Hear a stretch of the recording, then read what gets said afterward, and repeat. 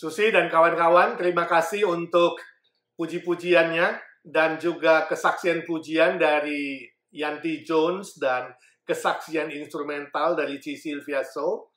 Saya yakin semua itu mempersiapkan kita untuk belajar firman Tuhan. Mari sebelum kita belajar, kita berdoa terlebih dahulu.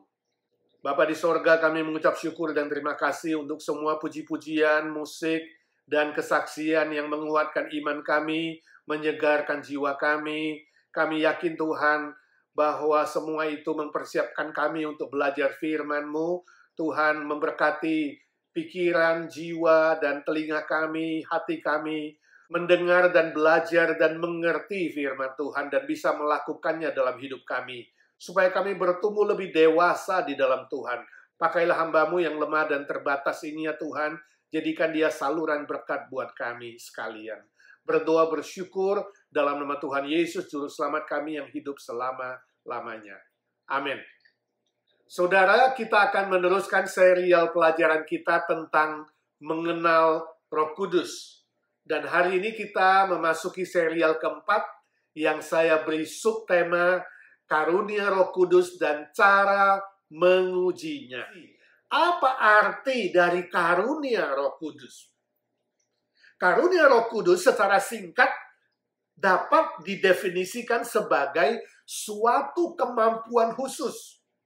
Kemampuan khusus yang diberikan oleh Roh Kudus kepada setiap orang Kristen, setiap orang percaya, sesuai dengan kehendak Roh Kudus, sesuai dengan otoritas Roh Kudus, untuk digunakan dalam pelayanan pembangunan tubuh Kristus atau gereja Tuhan di muka bumi ini. Mari kita baca firman Tuhan yang dicatat dalam 1 Korintus pasal 12 ayat 11 dan Roma pasal 12 ayat 4-5. Demikian firman Tuhan. Tetapi semuanya ini dikerjakan oleh Roh yang satu dan yang sama, yaitu Roh Kudus, yang memberikan karunia kepada tiap-tiap orang secara khusus, seperti yang dikehendakinya. 1 Korintus 12 ayat 11. Lalu Roma 12 ayat 4-5 demikian firman Tuhan. Sebab sama seperti pada satu tubuh, kita mempunyai banyak anggota, tetapi tidak semua anggota itu mempunyai tugas yang sama. Ayat 5, demikian juga kita, walaupun banyak, adalah satu tubuh di dalam Kristus.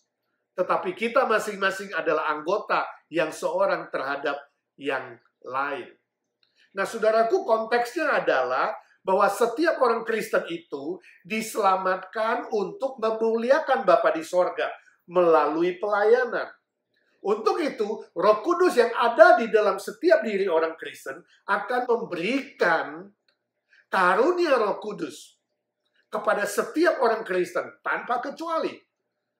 Masing-masing orang Kristen akan mendapat karunia secara khusus, secara unik, sesuai dengan kehendak dari Roh Kudus. Nah, perhatikan istilah tiap-tiap orang secara khusus dalam 1 Korintus 12 ayat 11. Juga istilah tidak semua anggota itu mempunyai tugas yang sama dalam surat Roma 12 ayat 4. Kedua kalimat ini sangat jelas menegaskan bahwa setiap orang Kristen diberikan karunia yang berbeda. Jadi tiap orang beda, tiap orang unik. Sebab itu tugas orang Kristen adalah belajar mengenal karunia Roh Kudus yang ada pada dirinya. Jangan salah mengenal, agar bisa melayani dengan baik, melayani dengan benar, dan tepat pada posisinya, pada tempatnya. Maka hasilnya akan efektif, akan produktif, akan progresif, dan baik, dan sehat, dan benar. Permisi tanya, sudahkah saudara mengenal karunia Roh Kudus di dalam dirimu dengan tepat? Nah, ada sebagian orang Kristen tidak dapat mengenalnya dengan benar. Kenapa demikian? Ada beberapa hambatan yang kemungkinan terjadi, yaitu satu, mungkin kerohanian orang tersebut mandek. Artinya, rohaninya stop, tidak bertumbuh. Akibatnya, dia tidak memiliki pengetahuan tentang karunia Roh Kudus. yang ada pada dirinya. Atau kemungkinan kedua, dia memiliki sifat kekanak-kanakan. Akibatnya dia tidak peduli, dia cuek, dia tidak tertarik dengan hal kerohanian dan pelayanan. Walaupun sudah lama, bertahun-tahun, puluhan tahun menjadi orang Kristen, tapi dia tidak mengenal karunia Roh Kudus dalam dirinya. Kemungkinan ketiga, mungkin pengenalan diri yang salah atau ada hambatan pengenalan terhadap kepribadiannya. Kemungkinan dia menilai dirinya dari penampilan lahiriah, atau dia mengenal identitasnya dari apa kata orang, atau menilai dirinya dari pendidikan, atau dari harta kekayaan. Akibatnya, orang itu bisa jadi minder kalau dia merasa kurang dari orang lain, dia merasa pendidikannya kurang, dia merasa penampilannya kurang, kekayaannya kurang, atau kata orang ini dan orang itu membuat dirinya jadi pelin-pelan, ya, suka berubah-ubah, tergantung situasi dan kondisi, tergantung apa kata orang, tergantung perasaan dia yang juga berubah-ubah. Jadi orang yang sedemikian memiliki hambatan di dalam mengenal kepribadiannya, mengenal identitas dirinya yang tepat. Keempat, kemungkinan latar belakang lingkungan yang tidak mendukung. Misalnya keluarganya tidak mendukung dia melayani, atau dia terlalu sibuk bekerja sehingga tidak ada waktu yang tetap untuk belajar firman Tuhan, untuk melayani, atau ada halangan-halangan lainnya. Akibatnya dia tidak pernah terpikir untuk melayani pekerjaan Tuhan, untuk belajar mengenal karunia Roh Kudus dalam diri. Yang kelima, kemungkinan pendidikan rohani yang tidak benar, atau dia terpengaruh oleh ajaran yang menyesatkan. Akibatnya pengertiannya terhadap Roh Kudus menjadi salah, keliru. Pengertiannya terhadap gereja Tuhan juga keliru. Dan pengertiannya terhadap pelayanan juga tidak sesuai dengan firman Tuhan.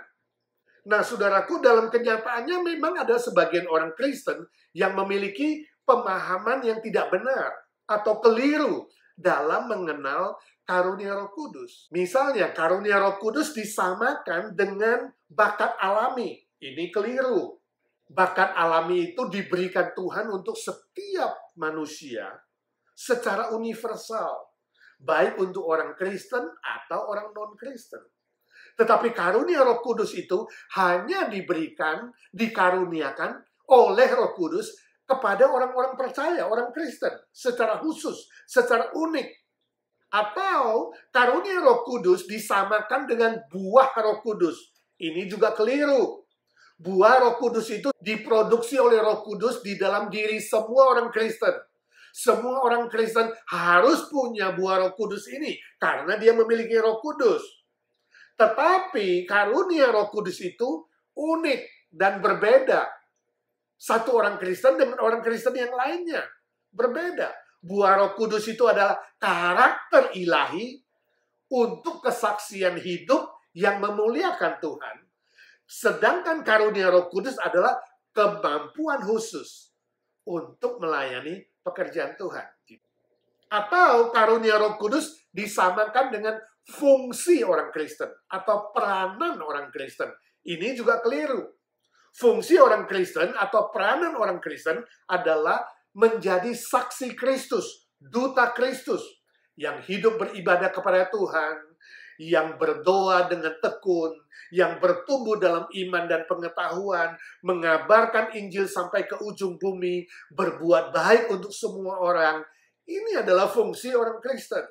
Nah, sedangkan karunia Roh Kudus adalah kemampuan khusus yang tidak sama satu dengan lainnya. Dan fungsinya adalah untuk melayani pekerjaan Tuhan sesuai dengan karunia yang diberikan oleh Roh Kudus. Selanjutnya, karunia Roh Kudus disamakan dengan kekuatan gaib atau magic. Ini juga keliru. Memang salah satu karunia Roh Kudus itu adalah kemampuan untuk melakukan mujizat. dengan tujuan bukan untuk pamer diri, bukan juga untuk kepentingan pribadi atau keuntungan pribadi, tapi sepenuhnya untuk melayani pekerjaan Tuhan, untuk memenangkan jiwa bagi kerajaan Tuhan. Nah, saudara, berbeda dengan kekuatan gaib atau magic.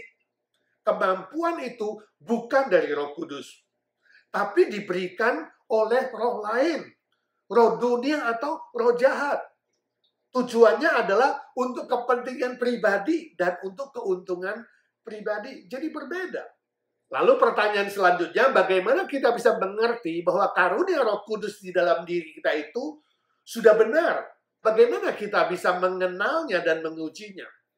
Ada 3 hal, saudara. Yang pertama, karunia Roh Kudus yang benar dapat membangun jemaat secara utuh. 1 Korintus 12 ayat 1, ayat 7, kemudian pasal 14 ayat 12. Mari kita membaca firman Tuhan. Sekarang tentang karunia-karunia roh. Aku mau, saudara-saudara, supaya kamu mengetahui kebenarannya. Ayat ke-7. Tetapi kepada tiap-tiap orang dikaruniakan penyataan roh atau karunia roh untuk kepentingan bersama. Pasal 14 ayat 12. Demikian pula dengan kamu. Kamu memang berusaha untuk memperoleh karunia-karunia roh. Tetapi lebih daripada itu, hendaklah kamu berusaha mempergunakannya untuk membangun jemaat. Nah, saudara, kedua ayat di atas sangat jelas. Rasul Paulus menegaskan kepada jemaat Korintus bahwa tujuan utama dari pemberian karunia Roh Kudus itu adalah untuk membangun jemaat Tuhan, membangun gereja Tuhan. Jadi ukurannya sangat jelas, ujiannya sangat jelas. Jika karunia yang dipraktekkan itu tidak bisa membangun jemaat secara utuh, malah sebaliknya membuat jemaat jadi resah, jadi bingung, bertanya-tanya, dan kemudian bisa terpecah belah. Hati-hati saudara, ini pasti bukan karunia Roh Kudus yang benar. Ini keliru. Ini karunia yang bukan dari Roh Kudus. Hati-hati. Saudaraku, dalam sejarah gereja, khususnya yang berlatar belakang karismatik ekstrim, memberitahu kepada kita mereka mengalami masalah seperti ini. Mempraktekkan karunia-karunia yang membuat jemaat resah, bingung, dan akhirnya jemaat terpecah belah secara tidak sehat. Kedua, karunia Roh Kudus yang benar dapat dipraktekkan secara nyata, konkret, dan hasilnya adalah positif. Mari kita baca firman Tuhan dalam 1 Timotius 4 ayat 14-15. Demikian firman Tuhan. Jangan lalai dalam mempergunakan karunia yang ada padamu, yang telah diberikan kepadamu oleh nubuat, dengan penumpangan tangan sidang penatua. Perhatikanlah semuanya itu. Hiduplah di dalamnya supaya kemajuanmu nyata kepada semua orang.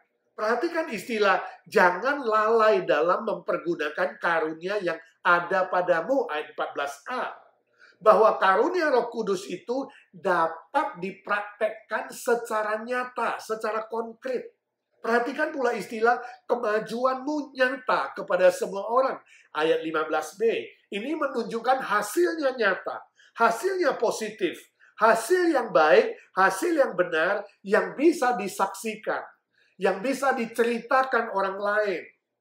Jadi saudaraku, pelayanan itu bukan menjadi pujian bagi diri sendiri, atau dengan mulut sendiri memuji diri sendiri, bukan. Tapi dipuji oleh mulut orang lain. Orang lain yang bersaksi, yang berkata, oh betul pelayanannya bagus. Oh betul ada hasil yang baik, ada hasil yang positif. Oh betul dia sungguh-sungguh telah menjadi berkat untuk jemaat, membangun jemaat. Jadi orang lain yang bersaksi, orang lain yang bercerita. Saya teringat cerita guru sekolah minggu. Suatu kali ada seorang anak yang masih umur 5 tahun, pulang dari sekolah minggu, dan ditanya oleh orang tuanya, "Nak, tadi ibu guru mengajar cerita tentang apa?" Lalu anak itu, katakanlah namanya Noni, Noni berkata, "Ma, tadi bu guru ya, aduh, anting-antingnya besar, Ma. Seperti kulit kerang yang besar dan ada kalungnya besar. Juga alis matanya tebal, Ma. Dan sepatu bootnya tinggi sekali." Mamanya tertawa. Dan mamanya bilang, iya, tapi Bu Guru cerita apa? Aduh, Noni udah lupa. Nah, saudara, kalau saudara berpikir saudara punya karunia mengajar, lalu mencoba mengajar, dan hasilnya seperti ilustrasi tadi, maka saudara perlu evaluasi diri. Sungguhkah saya punya karunia mengajar? Kenapa anak-anak tidak mengerti, tidak menangkap cerita saya? Ini adalah salah satu contoh bagaimana menguji karunia Roh Kudus yang benar. Jadi bukan berdasarkan perasaan diri sendiri. Oh, saya rasa saya sudah baik kok. Saya rasa karunia saya sudah benar kok. Bukan perasaan diri. Juga bukan mengira, oh saya kira-kira saya udah melakukan yang terbaik kok. Kira-kira anak-anak mengerti kok, bukan. Tapi dengarkan orang lain. Tanya orang lain yang dilayani itu. Ya, untuk cek dan recheck, lalu evaluasi. Hasilnya bagaimana? Positif gak? Baik gak? Bertumbuh gak? Membangun gak? Nah, itu menjadi batu ujiannya. Apakah karunia Roh Kudus pada diri kita sendiri itu sudah benar? Cukup jelas? Yang ketiga, karunia Roh Kudus yang benar dapat dikembangkan dan dikobarkan secara terus-menerus oleh semangat dari Roh Kudus. Mari kita baca 2 Timotius pasal 1 ayat 6 sampai 7. Demikian firman Tuhan. Karena itulah kuperingatkan engkau untuk mengobarkan karunia Allah yang ada padamu oleh penumpangan tanganku atasmu. Sebab Allah memberikan kepada kita bukan roh ketakutan, melainkan roh yang membangkitkan kekuatan, kasih, dan ketertiban. Nah, saudaraku, konteksnya adalah Paulus menasihati Timotius agar karunia-karunia yang ada di dalam dirinya dikembangkan dan dikobarkan terus-menerus oleh semangat Roh Kudus. Artinya, semakin dia melayani, semakin dia menikmati. Semakin dia melayani, semakin ingin bertumbuh dan semakin ingin maju. Semakin memicu diri dan memacu diri dengan semangat belajar, semangat pelayanan yang semakin baik dan semakin baik. Sebab apa? Sebab Roh Kudus sesungguhnya membangkitkan kekuatan, membangkitkan cinta kasih, dan membangkitkan ketertiban atau disiplin dalam kehidupan, dalam pelayanan orang tersebut. Jadi saudara, ini adalah batu ujian yang sangat jelas, bukan? Bila saudara semakin melayani, semakin bersemangat, semakin melayani, semakin ingin belajar dan ingin maju. Semakin melayani, semangat saudara semakin berkobar-kobar, berapi-api. Membuat saudara memicu diri dan memacu diri. Itu pasti karunia dari Roh Kudus. Itu sudah benar, itu sudah tepat. Tetapi sebaliknya, semakin saudara melayani, saudara semakin lesu, semakin jenuh, semakin tidak bergairah, semakin tidak ingin belajar, tidak ingin maju, begitu-begitu aja, malah tambah mundur, ditambah dengan semakin melayani, suka mengeluh, suka bersungut-sungut, menjadi malas, pelayanan rasanya beban berat, mau melayani rasanya, aduh kok berat ya, itu pastilah bukan karunia yang benar dari Roh Kudus. Jangan-jangan saudara salah karunia. Ditambah lagi saudara, kalau saudara semakin melayani membuat saudara tidak semakin disiplin, semakin lalai, oh, itu pasti bukan dari Roh Kudus.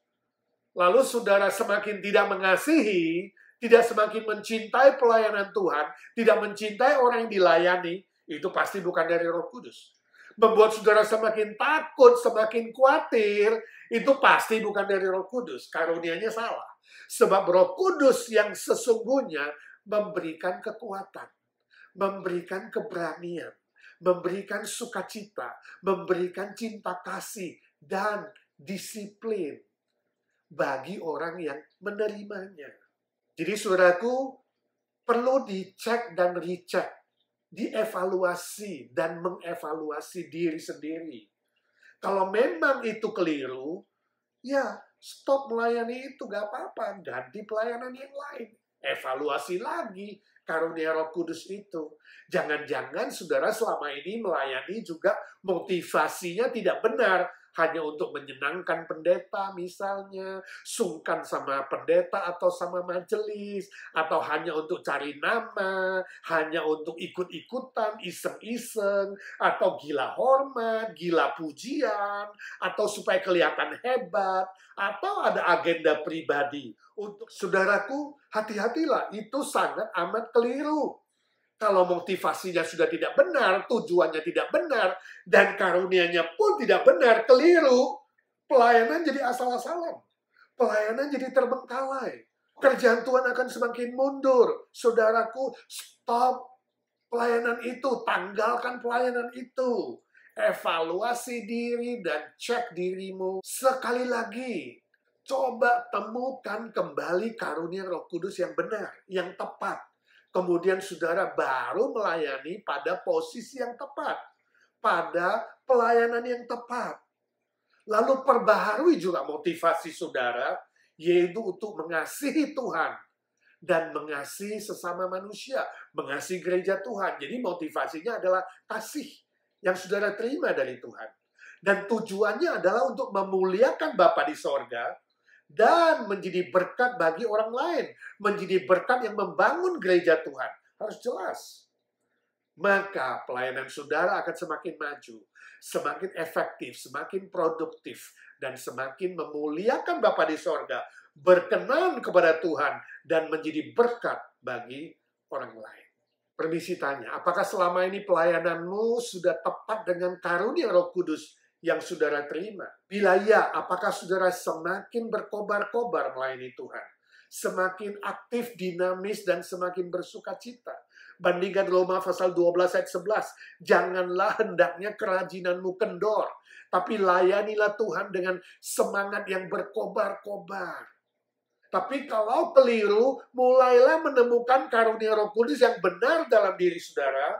Lalu saya anjurkan, mulailah aktif melayani. Libatkan diri saudara dalam pelayanan yang konkret di gereja lokal saudara. Kemudian periksa apakah itu sungguh memuliakan Bapa di sorga, mengasihi orang lain, dan menjadi berkat untuk orang lain, dan jemaat Tuhan dibangun. Nah, bagi saudara yang belum melayani, jangan menunda-nunda. Secepatnya menemukan karunia Roh Kudus di dalam diri saudara. Dan kemudian mulailah melayani, sebab suatu hari kelak kita semua harus mempertanggungjawabkan apa yang sudah kita terima dari Tuhan. Karunia-karunia yang sudah kita terima dari Roh Kudus, apakah sudah dipergunakan dengan baik, dengan benar, dengan maksimal. Roma 14 ayat 12. Amin. Semua kita tanpa kecuali harus bertanggung jawab. Nah, minggu depan kita akan lanjutkan dengan bagaimana kita mengenal jenis-jenis karunia Roh Kudus yang dicatat, disaksikan di dalam Alkitab. Ada berapa karunia semuanya? Jumat depan kita lanjutkan. Mari kita berdoa. Bapa di sorga, kami bersyukur untuk firman-Mu. Tuhan Yesus, tolonglah kami bukan hanya belajar, mendengar dan mengerti, tapi kami melakukannya. Roh Kudus, kami mengucap syukur sebab Engkau memberikan kami minimal satu karunia. Dan tiap orang unik. Ajar kami untuk mengenal karunia yang Kau berikan di dalam diri kami masing-masing. Dan berikan kami semangat yang berkobar-kobar untuk mempraktekkannya. Dan boleh mengujinya, apakah sungguh-sungguh membangun jemaat, apakah sungguh-sungguh membuat kami lebih sukacita, lebih bergairah, dan lebih ingin bertumbuh, dan apakah sungguh-sungguh menjadi berkat untuk orang lain, dan memuliakan Bapa yang di sorga. Terima kasih Tuhan. Saat ini ya Tuhan, kami mau berdoa syafaat untuk saudara-saudara kami yang perlu dukungan doa. Satukanlah hati kami dengan sehati, dengan seiman. Kami mau berdoa untuk kakak perempuan dari Anton Warau dan kakak iparnya, dan juga kakak laki-lakinya yang kami dengar kena COVID-19 di Indonesia ya Tuhan. Tuhan kasihani mereka dan Tuhan jamah dan sembuhkan. Juga kami dengar ya Tuhan, Bapak Martin Lee, papanya Grace Liverly, yang melayani di GKY Sunter dan di Yasinta. juga kena COVID dan sedang isolasi mandiri. Tuhan, Kau yang mengasihani. Kami mau berdoa dengan sehati. Dalam nama Tuhan Yesus, tumpangkanlah tangan-Mu kepada mereka. Jamah mereka dengan kuasa-Mu dan mujizat-Mu dan pulihkan mereka. Berkatilah istirahat mereka ya Tuhan. Juga anggota keluarga yang lain agar tidak sampai terjangkit juga virus yang berbahaya ini. Kami berdoa Indonesia ya Tuhan. Mungkin ada famili handai tolan, saudara kami, kawan-kawan kami yang terkena juga.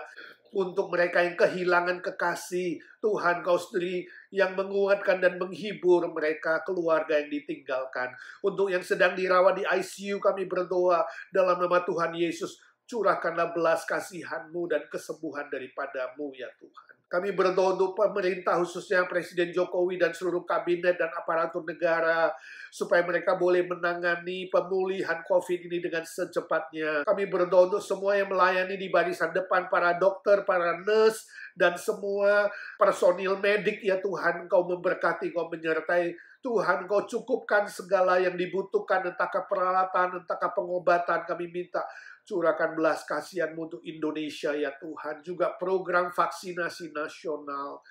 Ya Tuhan, biarlah melalui kejadian ini banyak orang yang belum mengenal Tuhan boleh berpikir untuk kembali kepada Tuhan. Berpikir bahwa mereka membutuhkan juru selamat, membutuhkan keselamatan yang sejati. Kami tidak jemu-jemu mendoakan Jane Atmojoyo ya Tuhan. Tuhan kasihani dia. Tuhan yang menjamah dia agar dia boleh bernafas dengan baik. Tuhan jamah paru-parunya dan juga saluran darahnya yang masih ada klot. Kami minta dalam nama Tuhan Yesus, jamahlah dia dengan kuasa mujizat-Mu. Kami juga doakan Tony Harahap untuk pemulihannya yang sempurna. Ya Tuhan, Kau tahu di mana kekurangannya, kelemahannya. Tuhan, tumpangkanlah tangan-Mu. Kami minta dengan hati dalam nama Tuhan Yesus, curahkan mujizat-Mu. Juga untuk remaja kami Arthur Palar, kami bersyukur Tuhan dia sudah banyak kemajuan. Tapi kami mohon Tuhan, pulihkanlah dia secara sempurna.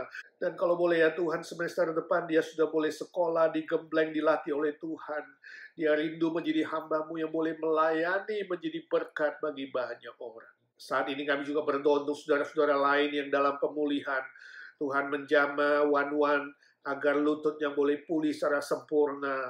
Tuhan menjamah Budi Sayogyo yang terus minum obat kimo secara rutin. Tuhan sembuhkanlah dia dari kansernya. Berilah dia kesempatan untuk bisa beribadah dan melayani Tuhan bersama-sama kami. Kami doakan untuk Bu Nina Panginda untuk pemulihan di kaki, di punggung, di tempat-tempat yang lemah. Kami minta dalam nama Tuhan Yesus, jamahlah dia dan sembuhkan dia. Kuatkan dia, boleh terus setia melayani bahkan di dalam kelemahan. Ya Tuhan, kasih karunia-Mu semakin nyata. Kami doakan Irma untuk imun sistemnya agar boleh pulih, untuk darahnya Tuhan sembuhkan. Tuhan menjamah dengan kuasa mujizat dari Tuhan. Juga ya Tuhan, untuk semua rekan-rekan lain yang lemah tubuh, yang sakit, yang tidak kami sebutkan satu persatu, kami minta dalam nama Tuhan Yesus, Tuhan sembuhkanlah anak-anak-Mu, pulihkanlah mereka, yang lemah dikuatkan, yang sakit disembuhkan oleh Tuhan. Kami mau berdoa untuk para senior kami, khususnya Om Paul yang mengkoordinir Evergreen, ya Tuhan, Kau berikan kesehatan, kekuatan, sukacita, boleh tetap bisa melayani melalui medsos, dan mengkoordinir pelayanan dengan baik. Kami berdoa untuk Tante Lena yang kakinya lemah, ada gejala Alzheimer. Tuhan, Engkau sendiri yang mengasihani, berkati Om Paul yang menemani sehari demi sehari, boleh dijalani, dinikmati bersama dengan anugerah Tuhan. Kami berdoa untuk Tante Lucy, Tante Pauline, Tante Isha, Tante Ita, Tante Merin, Tante Aiwati, Tante Sumi, Tante Nelly.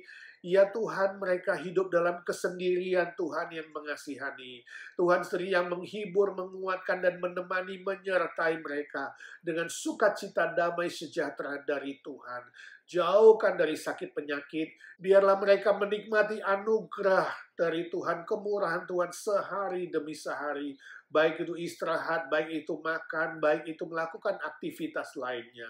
Kami doakan Tante Janet dan Om Andi, Tuhan memberkati dengan kesehatan dan sukacita. Memberkati Om Budi Pualamsa, kuatkan kakinya yang lemah. Tuhan juga memberkati Om Cahi dan Ciswat. Tuhan memberi kesehatan, kekuatan, sukacita dalam menemani Andre dan berkati masa depannya.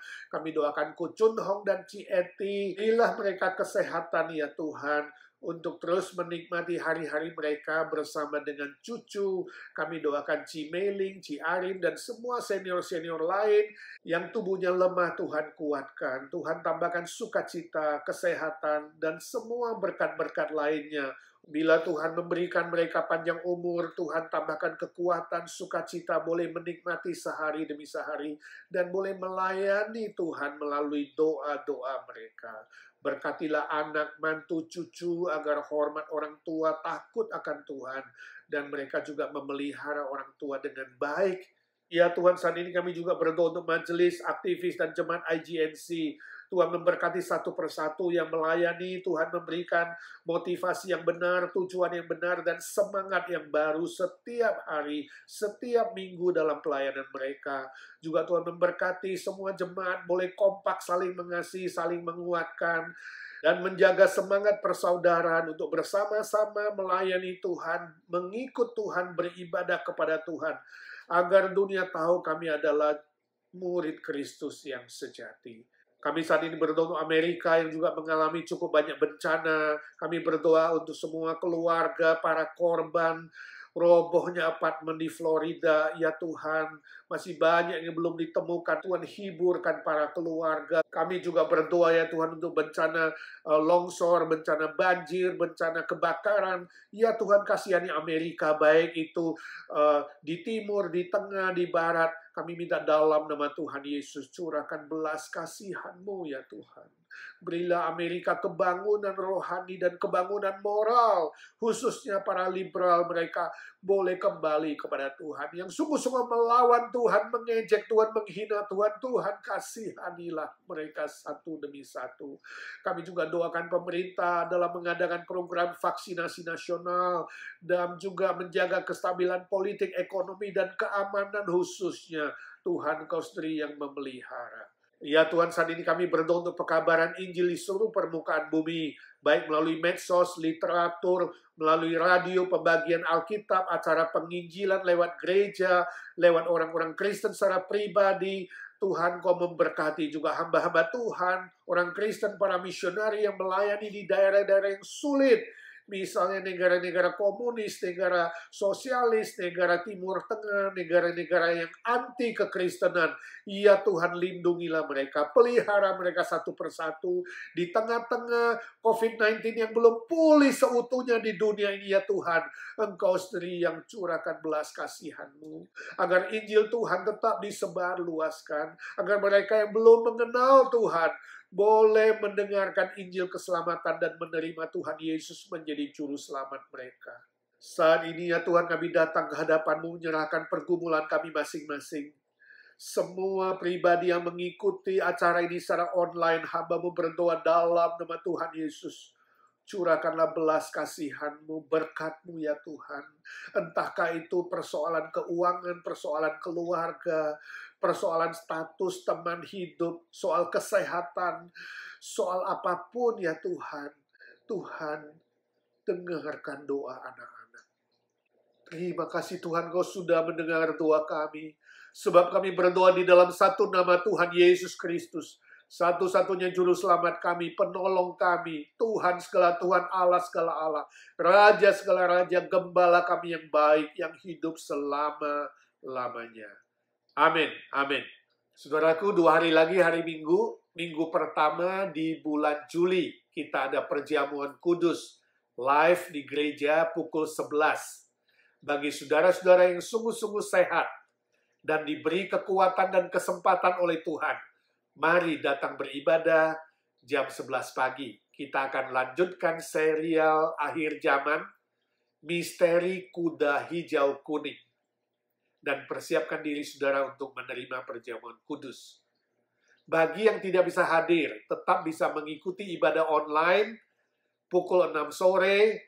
Kalau YouTube lancar, pukul 5 sudah on, dan saudara pun bisa mengikuti perjamuan kudus secara online.